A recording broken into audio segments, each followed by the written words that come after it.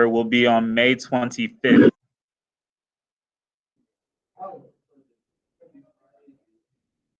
Correct. We've got 2 more unit exams. We're going to take a mock EOC exam, which I will make that an opportunity for extra credit. And then you'll have a final exam on May 25th. So we've got April 30th is our Unit 9 exam. I think we can expect about May 11th to be our Unit 10 exam. We'll take a mock EOC, which again will be for extra credit. So if you don't do well, it's not going to count against you. If you do well, it can really help you. So that's something that you want to prepare for. And then May 25th, that's the day of the final exam, and you all will be done. All right, so we're less than a month away now. Good question, though, Brianna. I appreciate you reminding me to bring that up.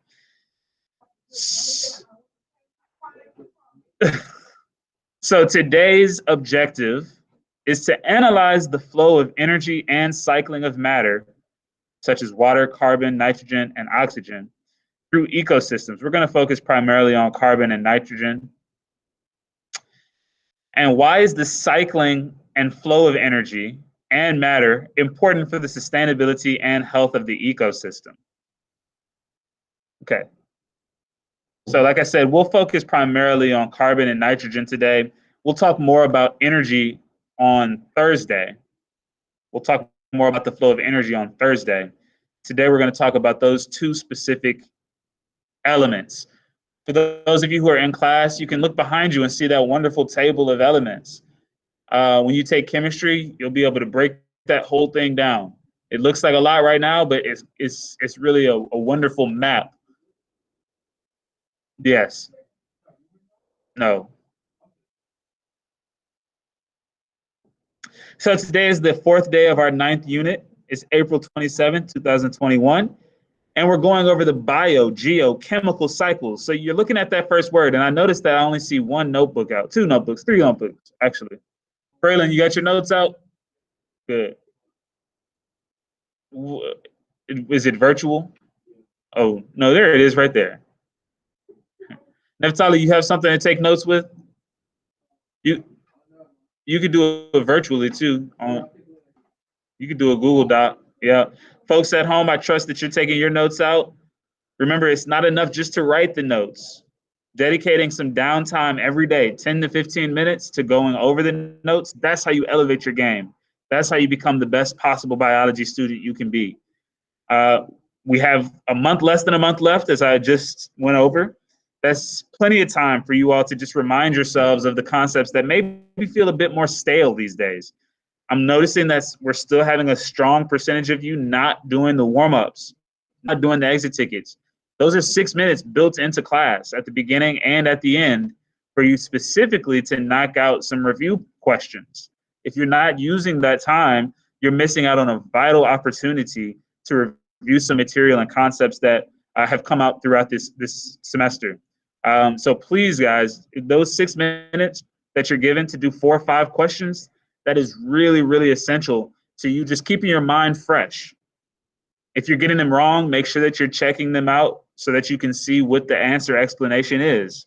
I typically leave an answer explanation to explain why the wrong answers didn't make sense. Okay, so check that out as well. We've got to use every resource at our disposal at this point to make sure that we are on track and making sure that we are, in a position to succeed on the EOC exam. All right, so it's not enough just to write.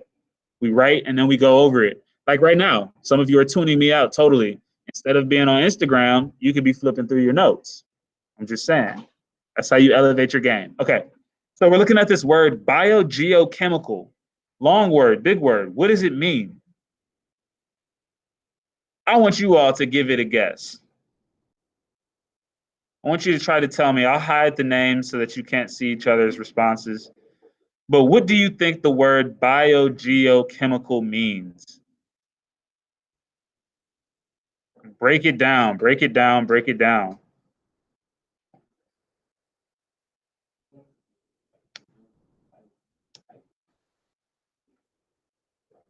Give me some information. That's a good question, though. I appreciate you asking. Just give me something here.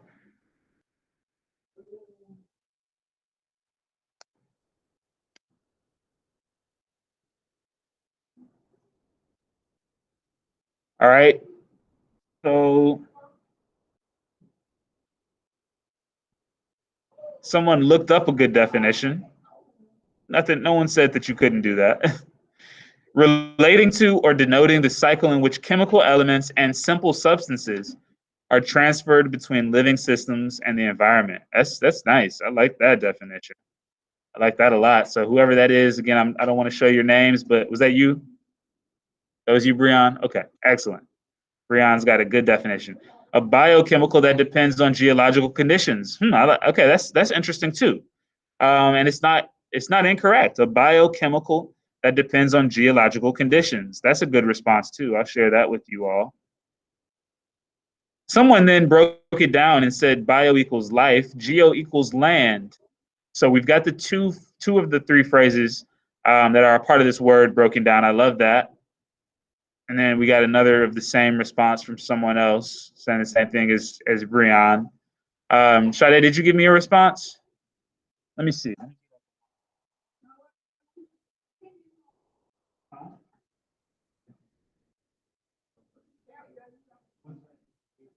I have to unshare. Learn something new every day.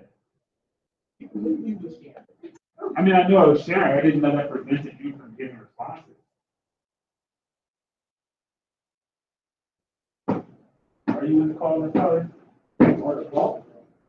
Are you in the call? Your call. You are? Look to it. Give me a response. What do you think the word biogeochemical means?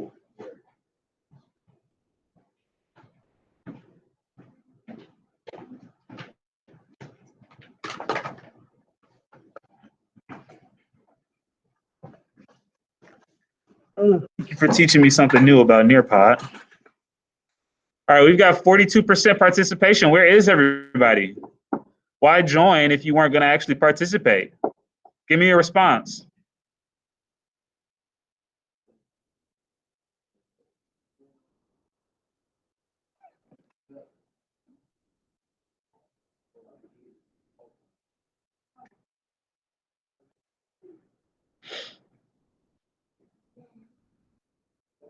Someone responded memes. Not sure what that has to do with anything.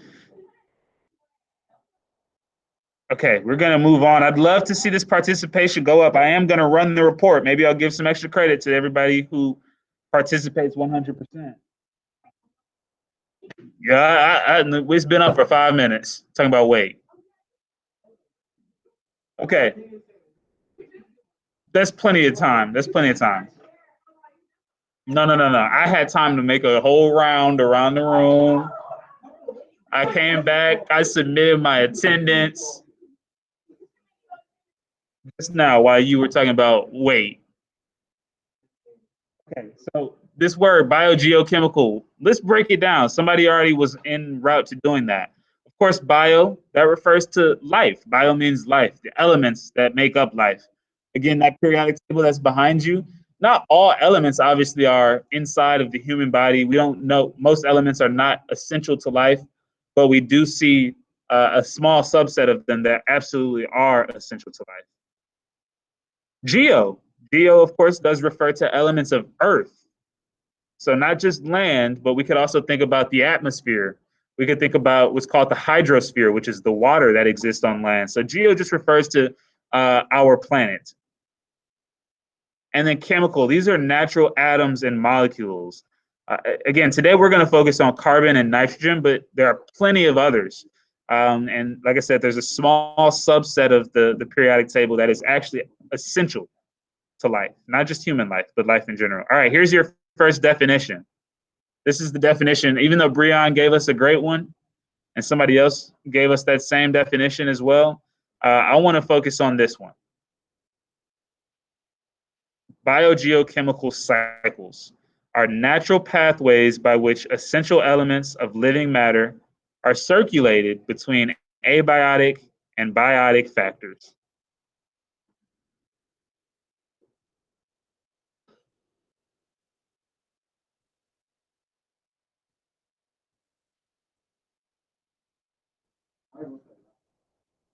There's no way. You, you typed it? I didn't hear anybody's fingers typing.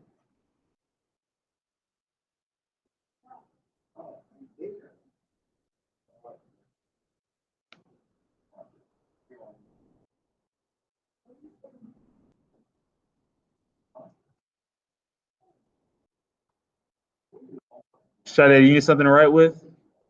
You do?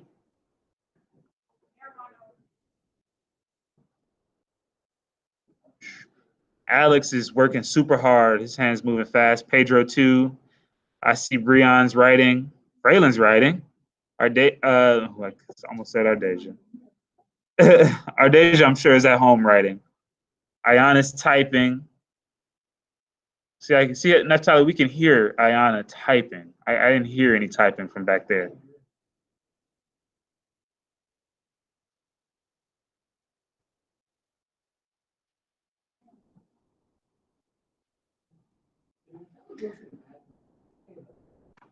So someone remind, maybe Naftali, since you're done writing, can you tell me what does the word abiotic mean?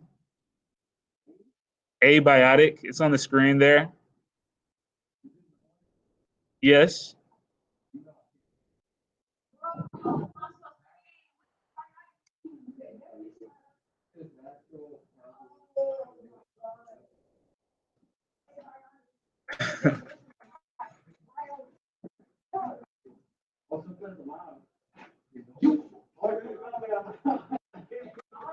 Good. Thank you. Abiotic is something that is not alive. All right. So good learning opportunity. Thank you, Sade. Thank you, Brian, for putting that.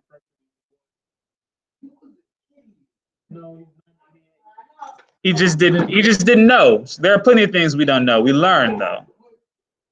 So abiotic, of course, means non-living. So Naftali, what does biotic mean? Something that is living. Excellent. Thank you. Way to redeem yourself. Does anybody need to see this any longer? So okay, instead of name calling, maybe we should be writing. Okay.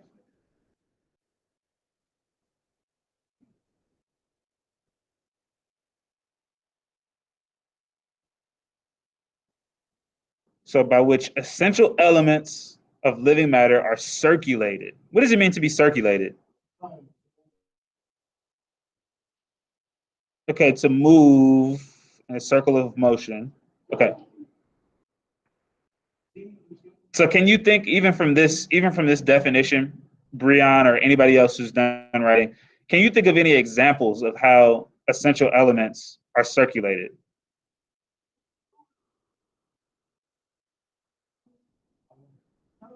Okay, they're used over. Yeah, there's a recycling that takes place.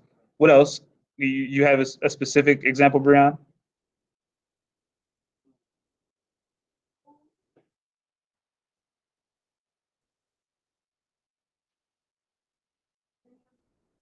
So what happens to the trees in the fall?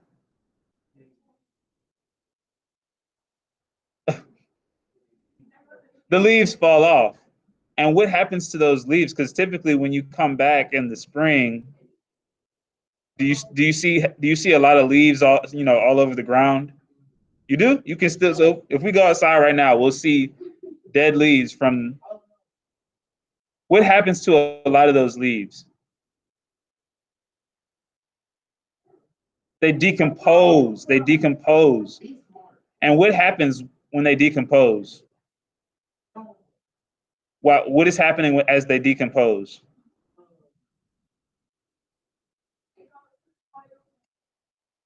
Exactly. They become nutrients for the soil. So that's one example of some cycling that you all have seen actually take place outside. You see the trees lose their leaves, and then you see how the leaves decompose over time. And then you actually see how, the soil is healthier because of that, right? It's kind of a genius process. So that's one example of a cycle. All right, now, again, we're talking about these essential elements of life. So we've got this activity now. I want you to match the terms as you see them. So there are some terms, there's obviously you can see the name of the biological macromolecules. We've got 4 of them. I want you to match the macromolecules with their atoms. And then I also want you to match the monomers with their macromolecules. All right, I'm about to but folks at home, I trust you're giving it a try too. Keep going until you get all 8 pairings correct.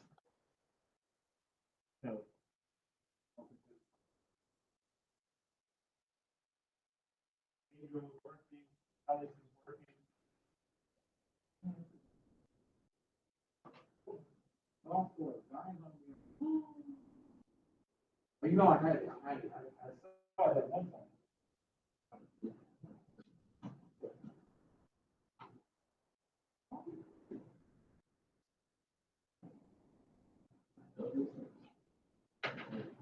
And maybe, you know, if you're like, if you keep getting pairings incorrect, you might need to write something down. Don't just guess, guys. Don't just guess. Try to think through it.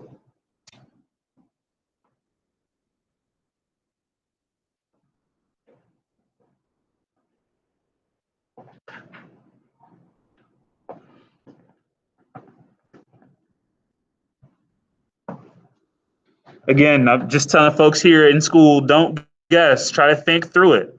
Because I'm seeing we've got some people who are spending a lot of tries but still don't have any correct matches. So really try to think through it.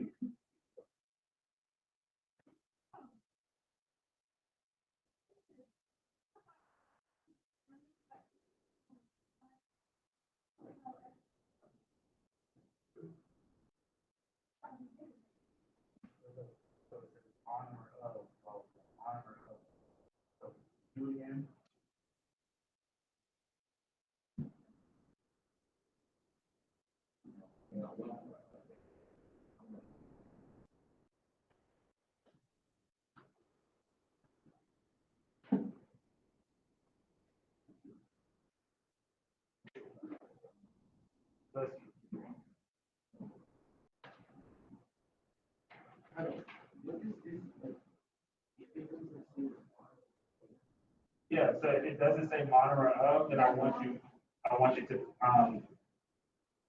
pair it with the correct atoms. The monomer of a carbohydrate is a lipid? No. Stop guessing.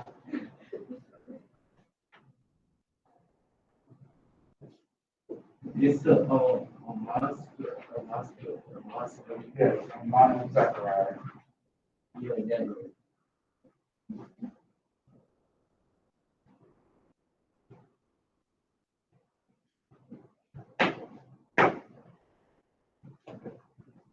First person took them 24 tries.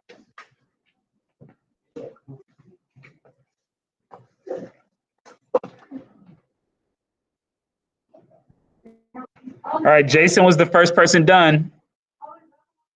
But let's see, can anybody complete it in fewer tries than him?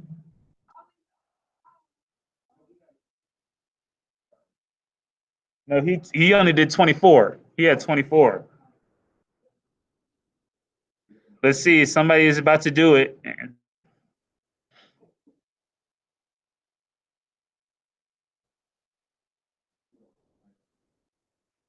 Again, I'm happy to give extra credit for everybody who participates all the way through in this Nearpod.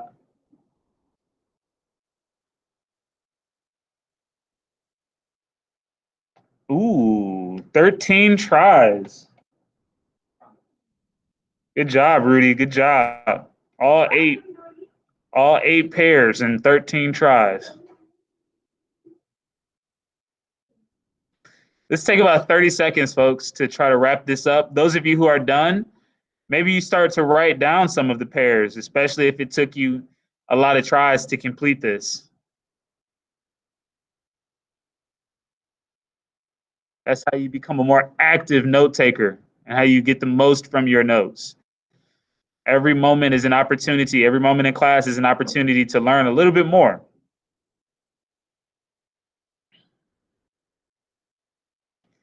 Good, somebody? Good job, Ayana. 18 tries. That's good.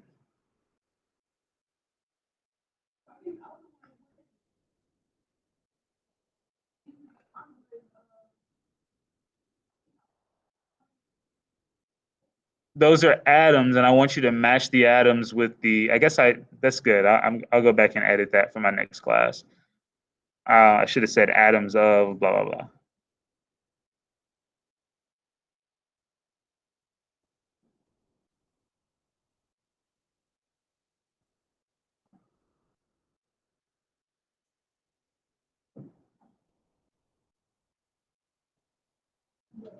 All right.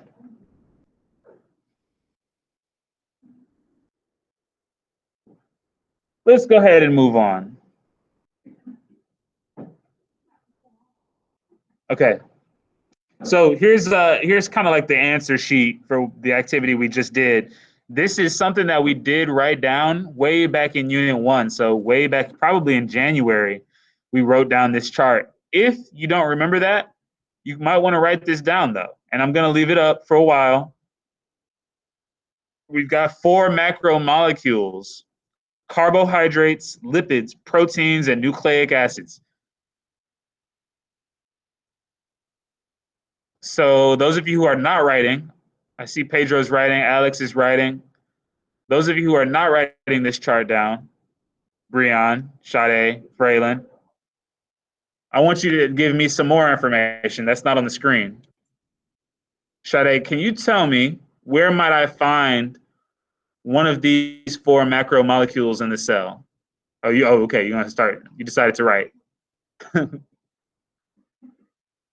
Brian, can you tell me where, where where might I find one of these 4 macromolecules in a cell?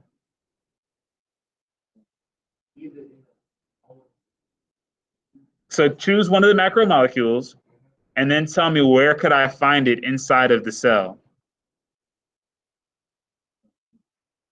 Where can I find that?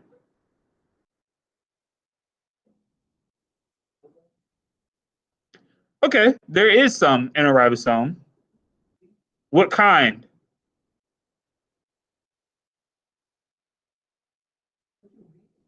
What kind of nucleic acid would I find inside of a ribosome? No, not DNA. RNA. Good. RNA. Okay. Can you give me another one? In fact, where would I? Well, let me not say that. Keep going.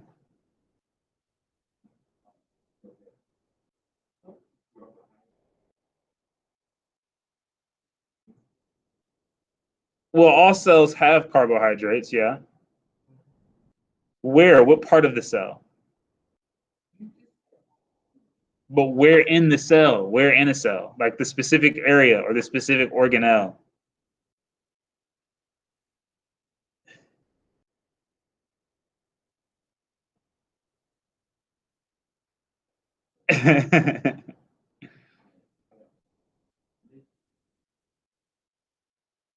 Oh, let me pause here. Actually, somebody, anybody, why did I underline the letters OSE in glucose?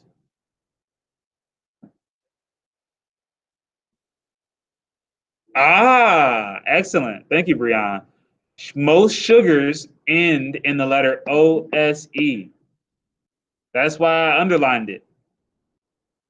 Good job. So if we see something that ends, if we see a word that ends in OSE, that means that it's a sugar, which means that it's a carbohydrate. And from that, we should know some additional information about it.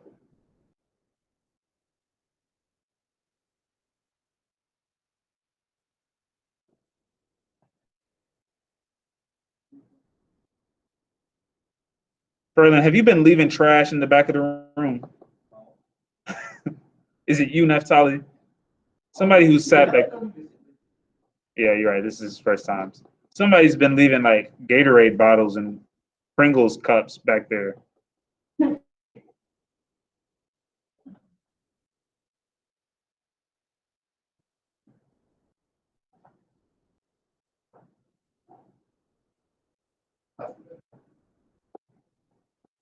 You decide that. If you think you need it, kind of sounds like you could probably benefit from it.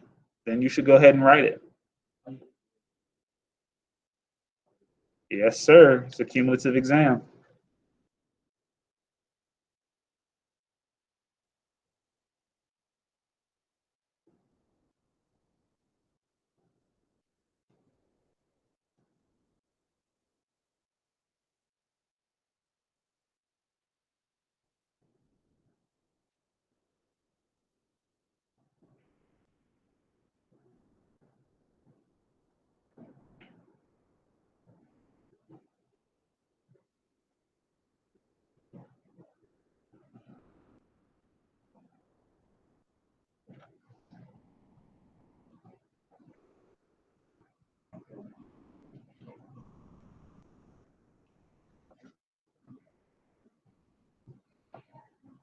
If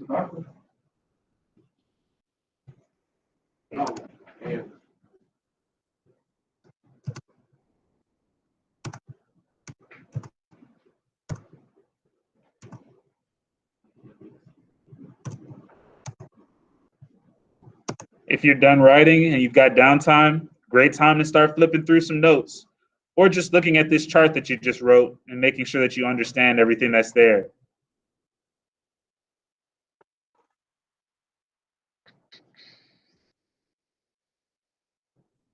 Does Nearpod give you does it have a feature to like ask questions or like a raise your hand feature?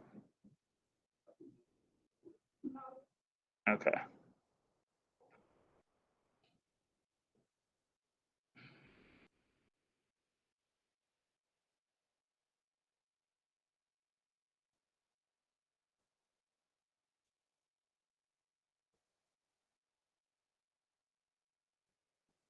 So we noticed that those same three elements are present in all four macromolecules: carbon, hydrogen, and oxygen.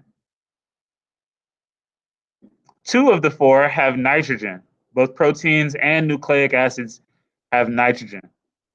And then if we, for example, were given a question that it said that we found some mystery substance, the mystery substance we know has phosphorus in it, which of the four macromolecules is it? If we know it has phosphorus, that means it must be a nucleic acid, because nucleic acids are the only macromolecules that have phosphorus. Did you hear what I said, Sade? Did you hear what I said? Okay. Breon, did you hear what I said? Can you repeat it for me? Can you repeat it? Yes.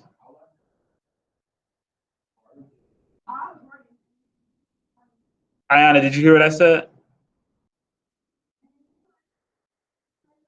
Okay. Pedro, did you hear what I said? Can you explain or can you kind of restate it?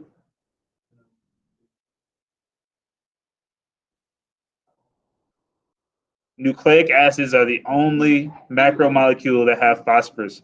So my example was this is a type of question you might see on your EOC. If we discover some mystery substance and we did some type of chemical analysis and we saw that it had phosphorus, which of our four macromolecules must this mystery substance be? From that information alone, you should know that it has to be a nucleic acid because nucleic acids are the only macromolecules that have phosphorus. Does that make sense? Ayana, you got that? Cool. How much more do you have, Sade? How much more do you have?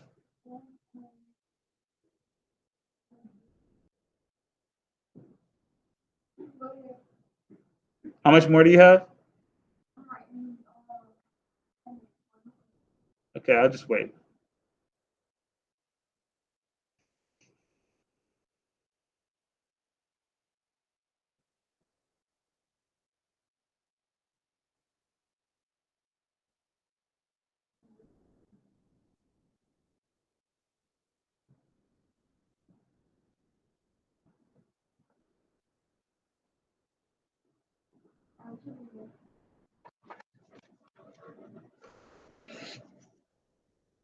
All right, so this is a collaborate board now. We've already gotten a good example from Breon, but I want to hear some more examples. So, and the more information you can tell me, the better. I want to be impressed here, guys.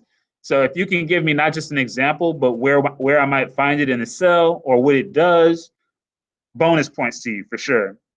So what are some examples of carbohydrates? What are some examples of lipids? What are some examples of proteins? What are some examples of nucleic acids?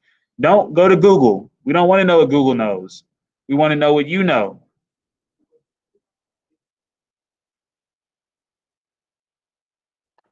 You talked about RNA. So give me some examples and make sure you tell me blank is an example of carbohydrate or blank is an example of a protein.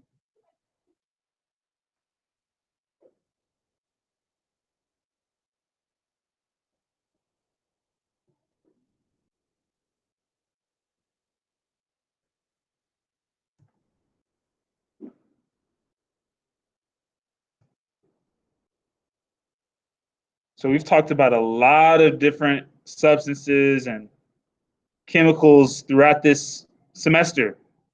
What examples can you recall now? Those of you who've got notebooks, maybe you can flip back. We provided a whole lot of examples way back in Unit 1. Way back in Unit 1. Yes, sir.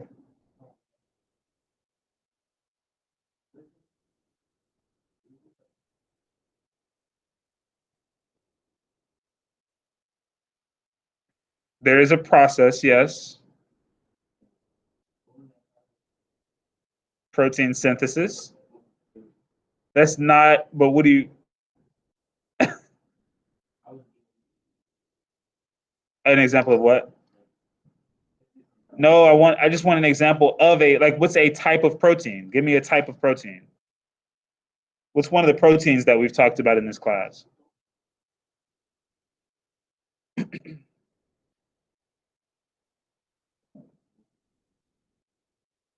Yeah, or what's one of the types of nucleic acids that we've talked about in this class? That's what you gave me earlier. One of the types. Actually, you said both of them. Now you see what I'm saying?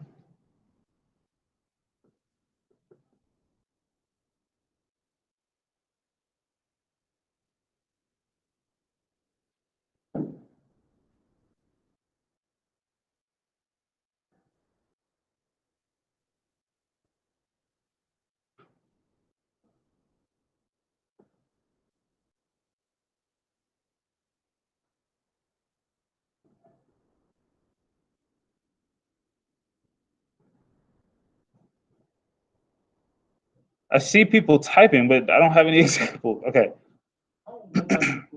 Oh wow, who sent this?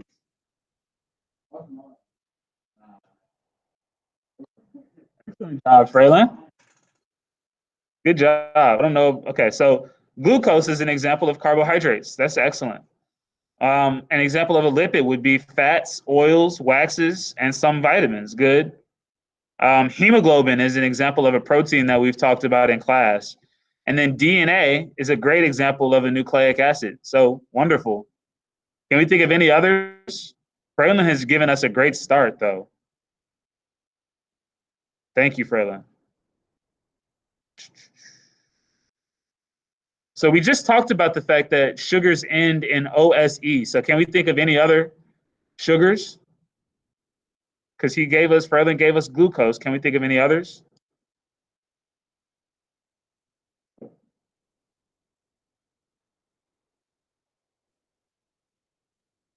Folks at home, I still want some participation from you all too. Jason, Rudy, Kathy, Brianna, Cindy, Brian, Monet, Abraham, Chandler.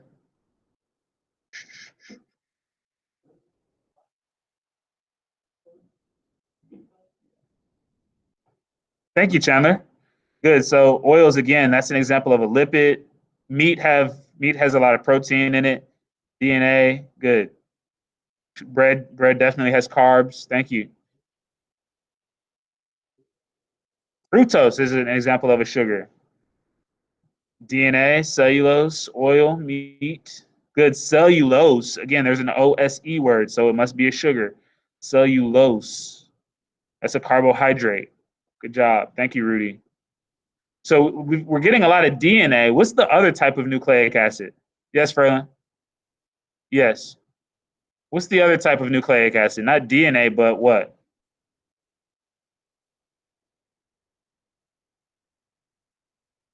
Hello? We've hit that point in class where folks are sleepy now.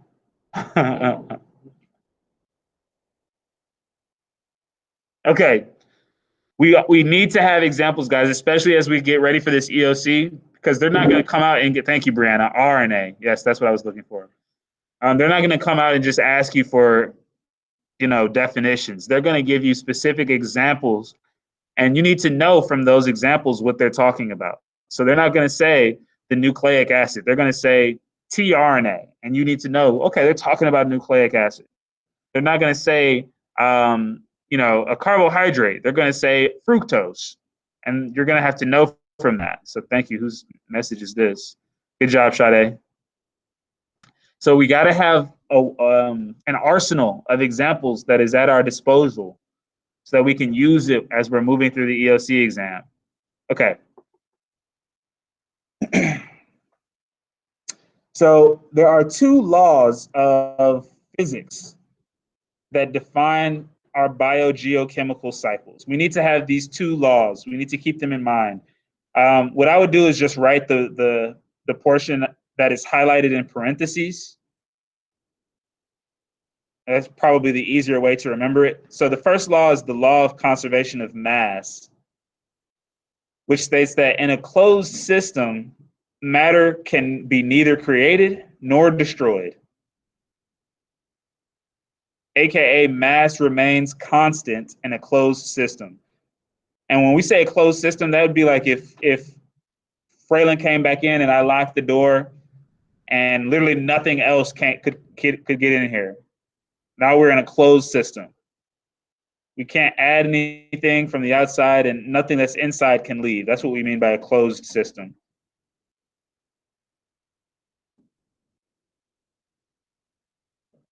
So mass remains constant.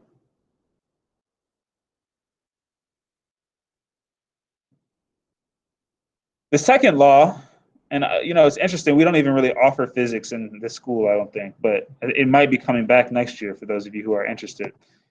The second law is the second law of thermodynamics, which states that without any energy input, entropy will always increase. Entropy is a word that basically defines chaos. The universe is a very chaotic place. There's constantly movement. Things are moving further and further apart from one another. There are massive collisions. So without any energy input that might try to control the system, chaos is going to increase. In other words, systems become more disordered without energy. They become more disordered. So it's like I always like the analogy of, well, I'll wait for you guys to stop writing so you can actually look up.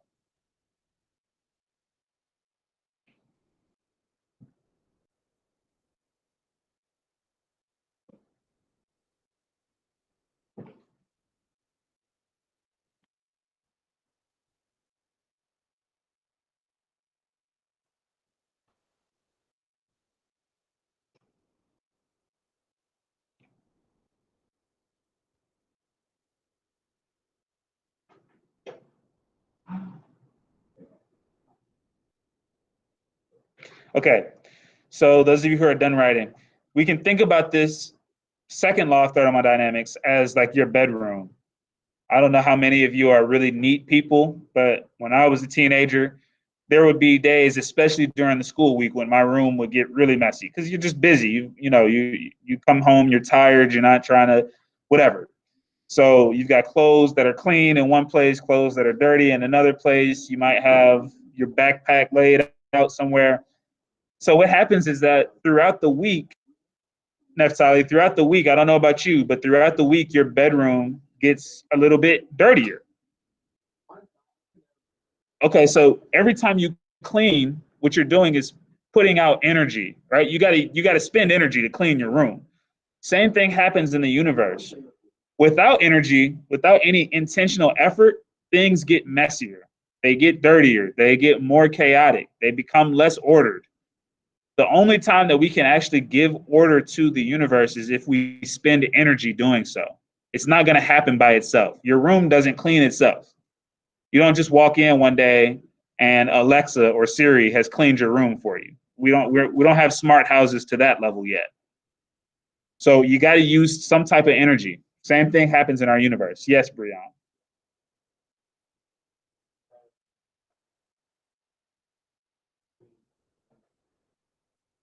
They are spending the energy though. They're putting the energy in. Somebody's got to put energy in for the room to get cleaned. Even if it was Siri or Alexa, somebody's putting the energy has to come from somewhere. And that's what we're saying. If there was no energy, for example, think about your refrigerator. You know, you leave the refrigerator open for too long. What does your mom say? She says what? Okay, so when you got the air conditioning on in the house during the summer and you open the door, what do they say? They say stop letting the air out. The problem with that is that the cool air itself is not leaving. The problem is that the heat is coming in. So the only way that we could actually reverse that system and actually get the cold air to flow out is if we had like a fan, a source of energy to push it out. Otherwise, the heat is actually going to come in. And that's the reason for that is because heat always kind of flows down from areas of high heat to areas of low heat. Yes, sir.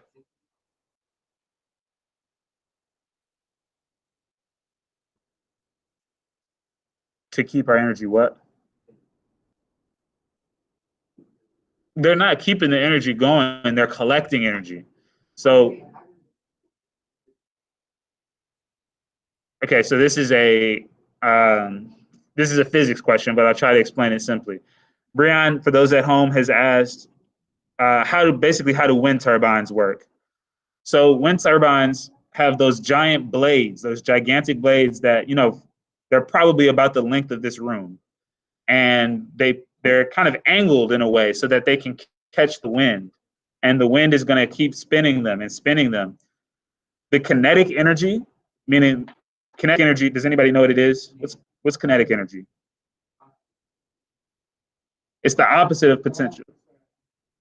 It's the energy of motion. Good. Thank you, Alex. So kinetic energy is energy from movement, from motion. So the kinetic energy of those wind turbines spinning gets converted to electrical energy, which we can then use, right? And so just like a generator, if the power were to go out as it did on Friday in the school building, ideally we would have some backup source of energy, like a generator, which uses mechanical energy, kinetic energy, to create electrical energy.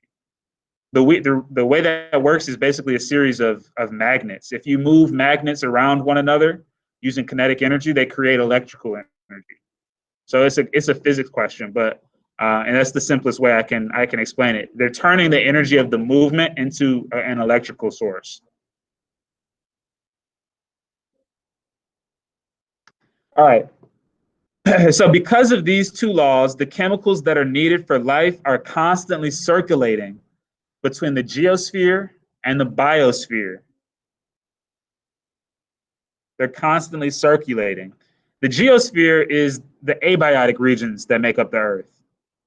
So that would be your atmosphere with all the gases that are present in our air. That would be your lithosphere, which is the actual surface of the Earth and the landscape itself. You might even talk about the hydrosphere, which is the bodies of water that make up, that are a huge part of the Earth. So the geosphere is all of those things. And then it also says cryosphere. Does anybody know what a cryosphere is? A cryosphere is the ice. So of course there are some regions of Earth that are, that have miles of ice um, there. So that's part of the geosphere as well. And then of course the biosphere is the sum of all ecosystems and biotic organisms. So it's the life that's present on Earth, not just animals, but also plants, also fungi, also bacteria.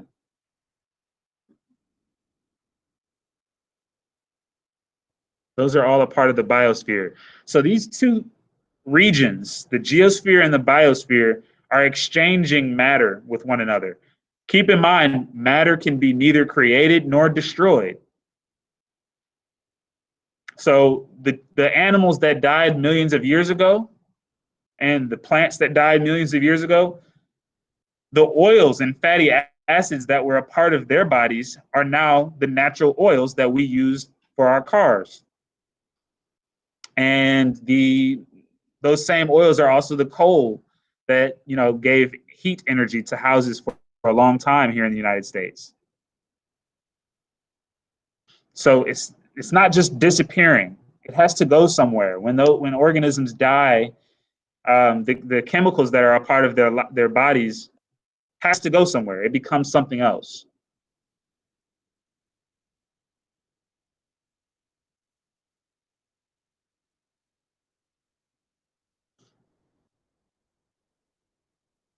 And in the process of becoming something else, it becomes more disorganized. Again, that's that second law of thermodynamics. A human being is a highly organized structure. We've got all these different cell types, different organs and organ systems that that are connected in very sophisticated ways. If we were to die and just start to decompose, of course, it becomes less sophisticated. Now things are basically just becoming nutrients for the soil. They're breaking down. They're becoming less organized. That's the second law of thermodynamics.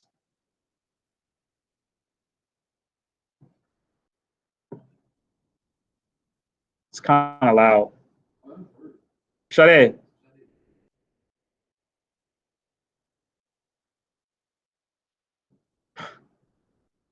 Thank you. It's just a little loud.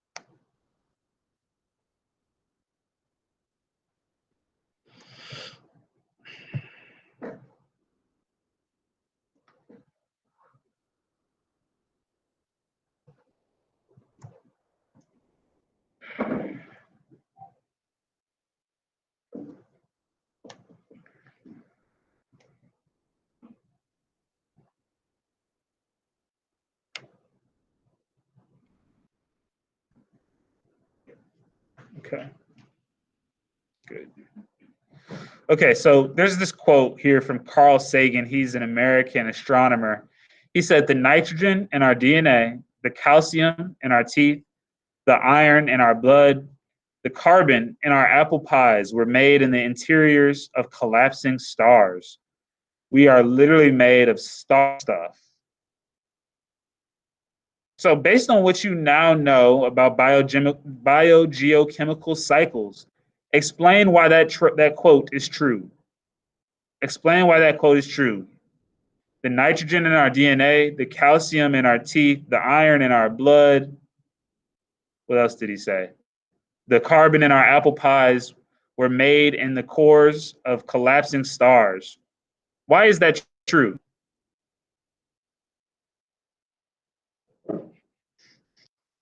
Think through it. Think through it for a second. Put your thinking caps on. Why is that true?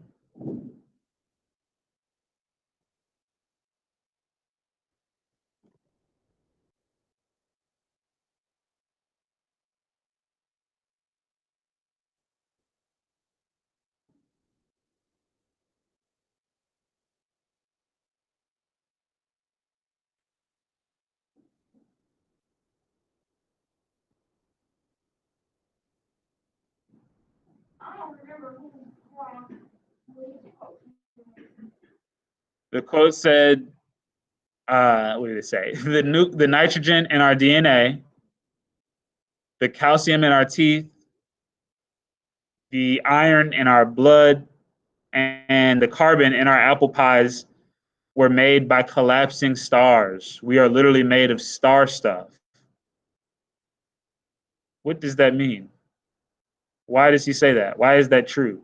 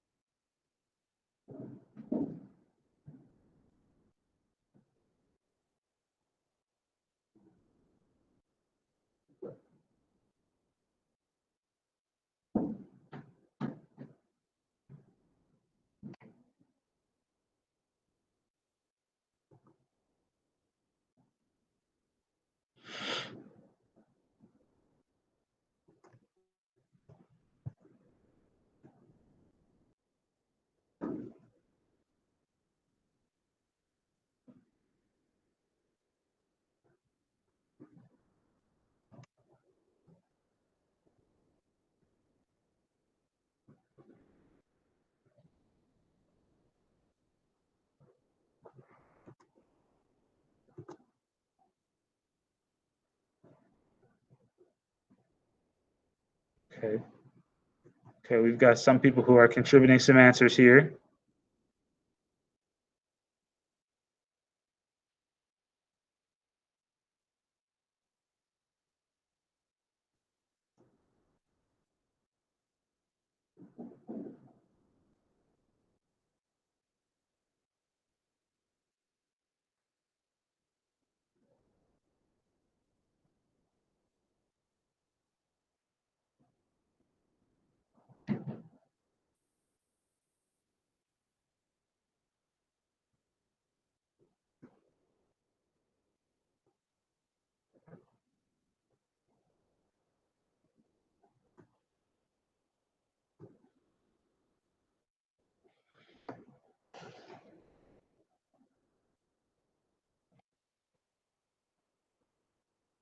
Okay.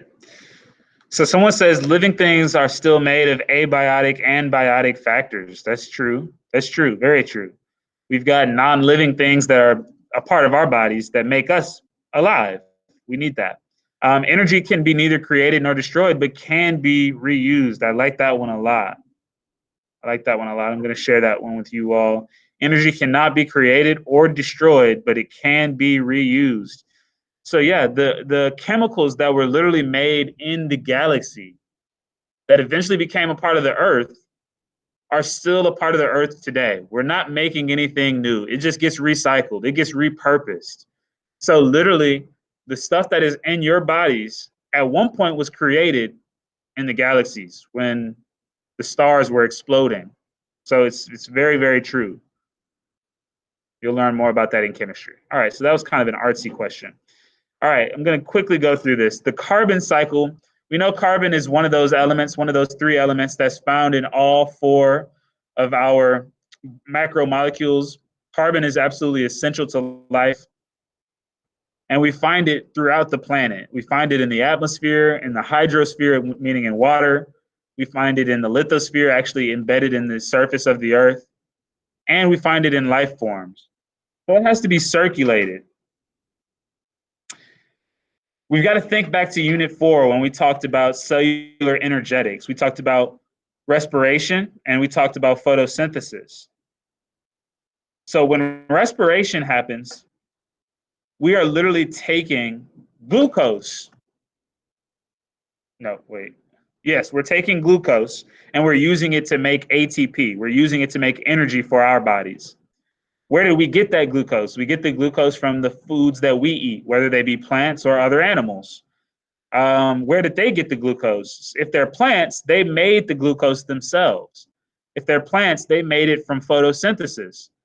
And the carbon that was in the atmosphere in the form of carbon dioxide was used to make glucose. So again, we've got this cycle. Then you and I breathe out carbon dioxide. So you see the cycle that's taking place. Carbon dioxide is used in photosynthesis to make glucose. Organisms eat plants to get glucose. They use the glucose to make energy, and at the same time, they're breathing out carbon dioxide. So there's the cycle right there.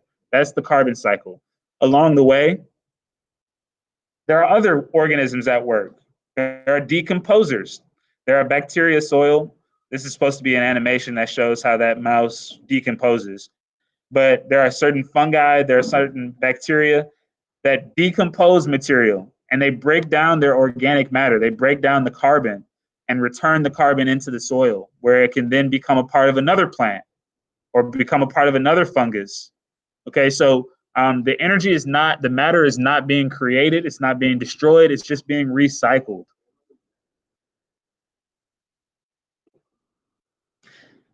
However, unfortunately, of course, in the last 200, 250 years, we've placed a lot more carbon into the atmosphere than there really should be.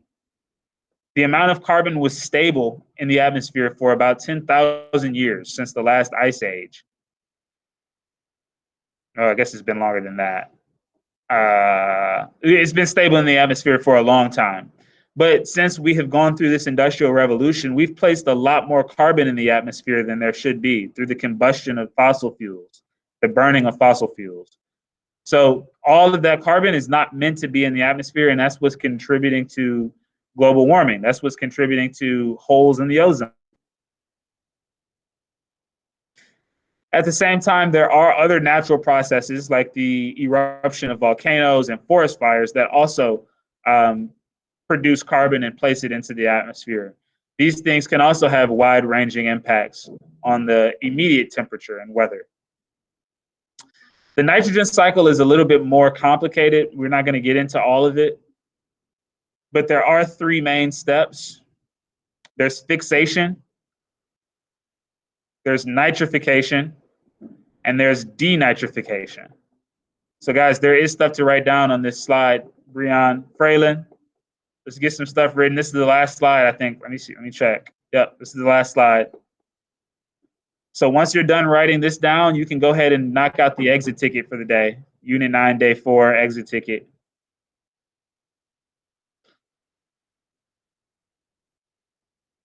So bacteria in plants convert nitrogen gas into ammonia.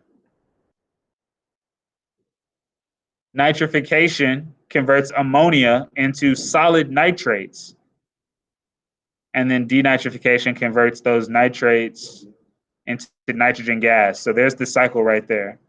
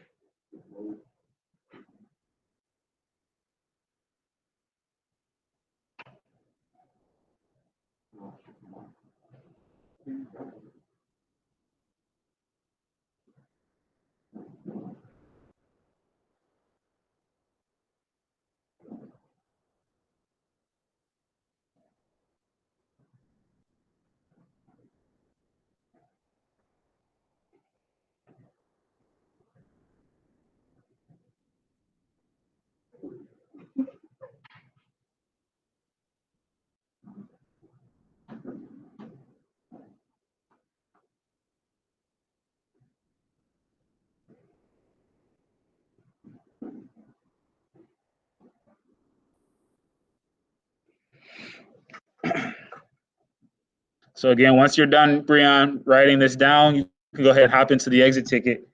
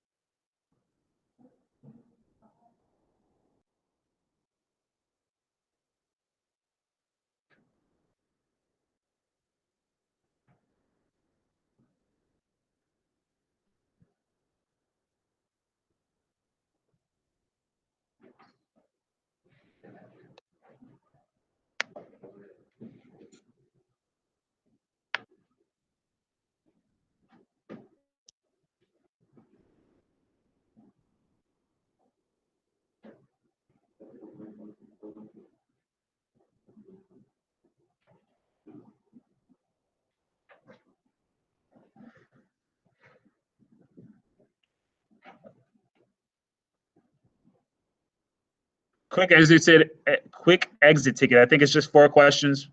So please go ahead and knock it out, folks. Knock it out.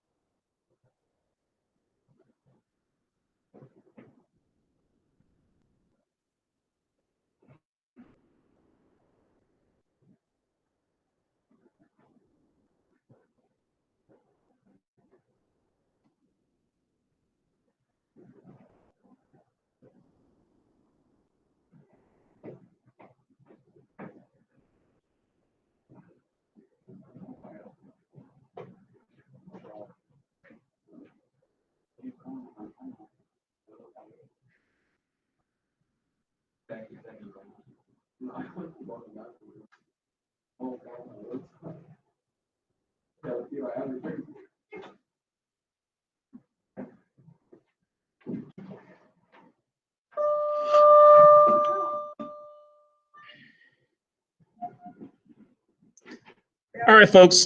Have an amazing day, and I will talk to you all tomorrow. Remember, tomorrow is a virtual day, so class meets a little bit earlier. I will send out a message to remind you.